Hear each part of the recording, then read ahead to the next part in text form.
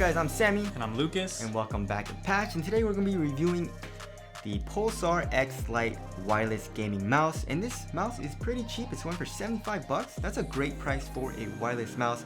And it's boasting a 59 gram weight, which is super light for an ergonomic shape and also a wireless mouse.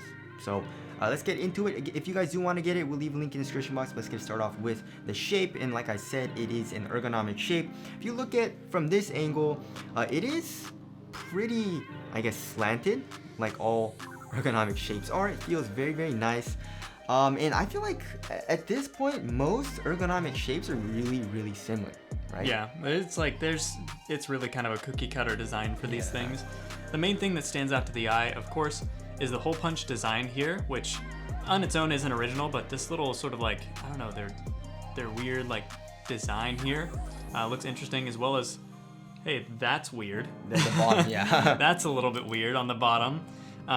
So that's, I mean, it's just kind of a weird, crazy design. It looks like they kind of just wanted to get all of the weight off of this thing to get it down as low as possible. Mm-hmm. And it actually doesn't feel terribly cheap, which is shocking to me. I thought it was gonna be creaking like crazy and everything, but I couldn't get it to creak. And it actually felt relatively sturdy for what it is. So most gaming mice use that honeycomb design, but this one uses like very long oval shapes. And personally, I really like the look of it. I feel like it looks a lot better than the honeycomb design, but honeycomb is the strongest structure in nature, so it should be like less strong, I guess. But is that factual? Yeah, I feel like it is. Oh. Bees use it, so Bees are smart. Bees are smart, yeah, okay. But anyways, yeah. So the shape feels super nice if you like that ergonomic shape and also that kind of like slant in the design. Palm gripping is super comfortable. Also, I really like ergonomic shapes for casually using my computer, like browsing the web or whatever. So that feels super nice, and also I had no issues with fingertip grip. Like I said, you have to get used to it a little bit because the left side is quite higher than the right side. So my index finger is a little bit higher than normal, but you do get used to it over time. So the shape is super nice, and I'm sure you like the shape as well. Yeah, shape was fine for me. Didn't really take any getting used to. They are boasting a Pulsar PAW3370 in here, which gives you that wireless functionality. It is ultra lightweight, and it is catered towards right-handed users, although I would love to see some side buttons on the right side as well. I'm not going to stop mentioning it until companies start doing that again. I don't think they'll ever do it on an Ergo shape, though. Honestly, like, I've never seen that happen. Well, they usually just do it on symmetrical, right? A man can dream. Yeah, of course. A man can dream. As far as the switches go, we got Kale GM 8.0 switches in this bad boy, and I don't know, the click feels nice, but there's just something about it where it doesn't feel as nice as like my XM1 for some reason. My XM1 is nice. I think it's those like button spacers that are in there that are a little bit off, because they do definitely feel better than your standard mouse click. Yeah, definitely. By far. But not up to the current standard of most patch standards. Yeah, of patch standards. Yes. Doesn't meet patch standards for switches. Yeah. Like I said, it's not terrible or anything. It's better than average, but not as nice as we'd like. So there's the mouse 1 and 2 switches. As far as the side buttons go, the side buttons feel really weird. The actuation force is really low on this mouse. It's super easy to press it, so it feels kind of like cheap, I would say. You know, and the buttons don't feel very crisp either. There's a lot of pre-travel and post-travel like most side buttons. So like, I don't know, I didn't really like the side buttons all too much. Yeah, I would just say they're big, easy to use, like easy to get to if you need to. They work, they're side buttons. Yeah. And I've never really had an issue like getting to side buttons on a mouse, except for like the old Viper Ultimates or like the Viper when it initially came out. But this guy, I mean, it's just so strange. You can just like kind of get up in the mouse like that. You just pick it up like that. It's just so weird. It's so weird. The PTFE feet feel pretty good. One on top, one on bottom, one around the sensor. And they feel pretty solid, pretty quick. And obviously the weight helps with that as well. That's super low weight. Now, I think it's about time we throw some shade. Yeah. About time we throw some shade. When we first got this mouse, we actually got a defective unit. And the wireless was not working whatsoever. It worked wired, but we could not get the thing to pair. I went through all of their support and tried to get help on this best I could, and I could not get it to pair. They have their own like pairing software that I tried to use to get the dingle to pair. but it was just not working.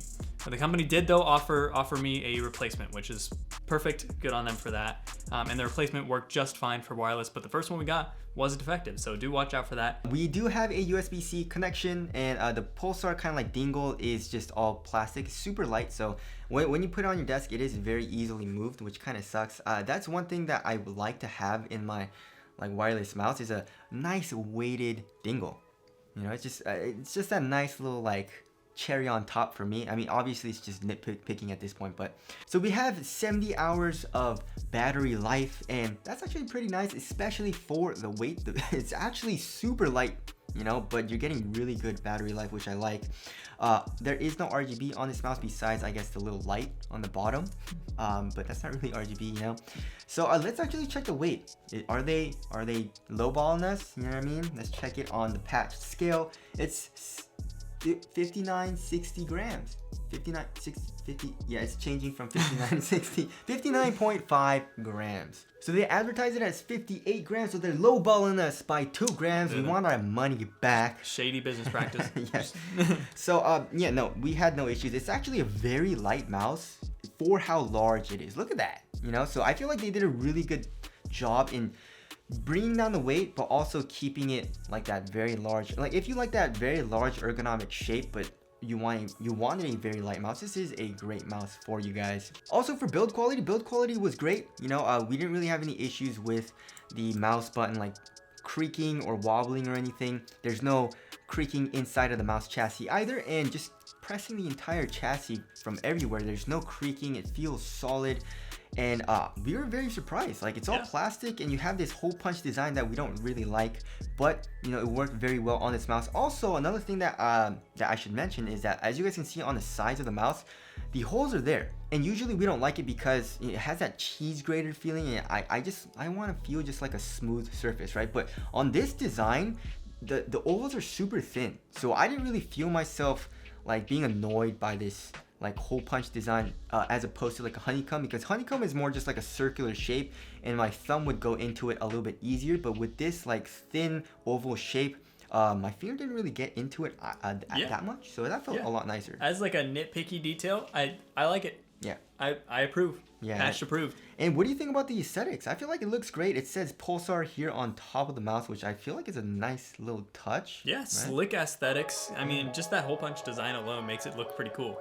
Yeah, which I usually don't say about mice. Yeah, that looks really great. So, but anyways, wrapping things up, the Pulsar Xlite wireless, $75. You know, usually wireless mice are like 100, upwards of 100.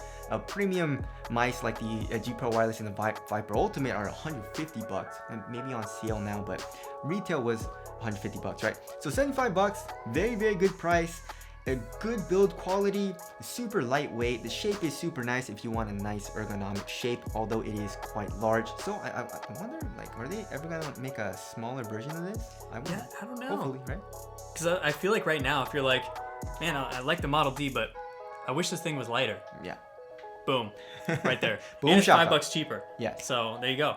So we would 100% recommend it. But anyways, that about concludes our review. Again, if you guys do want to get it, we'll leave a link in the description box. But that's it. Thank you guys for watching, and we'll see you guys in the next one. See you in the next one.